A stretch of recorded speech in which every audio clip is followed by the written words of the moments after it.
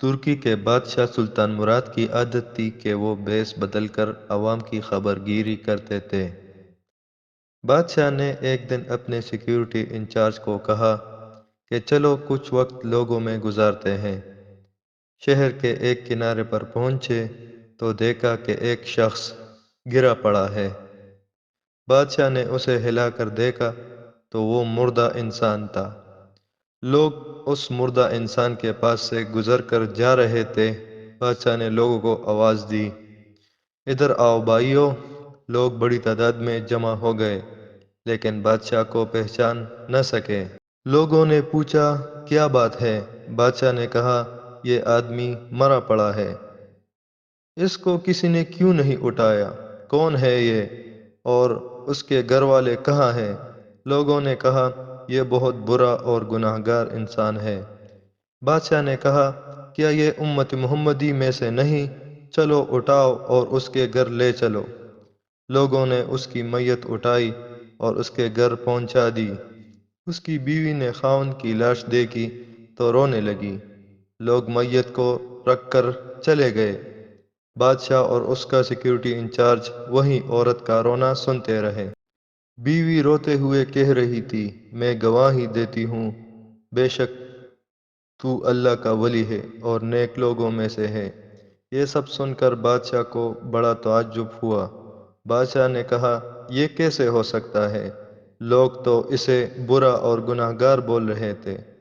اس شخص کی میت کو ہاتھ لگانے کے لیے تیار نہ تھے اور تم اسے اللہ کا ولی اور نیک بول رہی ہو۔ اس کی بیوی نے کہا مجھے بھی لوگوں سے یہی توقع تھی۔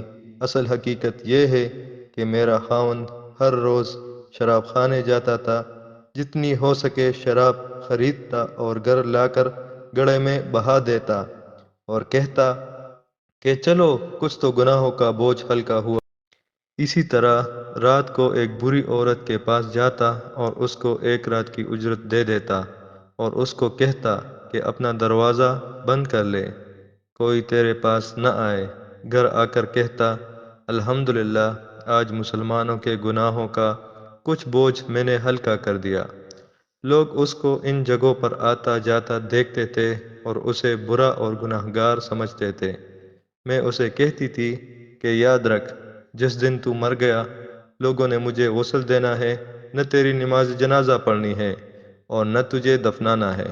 وہ مسکرا دیتا اور مجھ سے کہتا کہ گھبرا مت، تو دیکھے گی کہ میرا جنازہ وقت کا بادشاہ، علماء اور اولیاء پڑھیں گے۔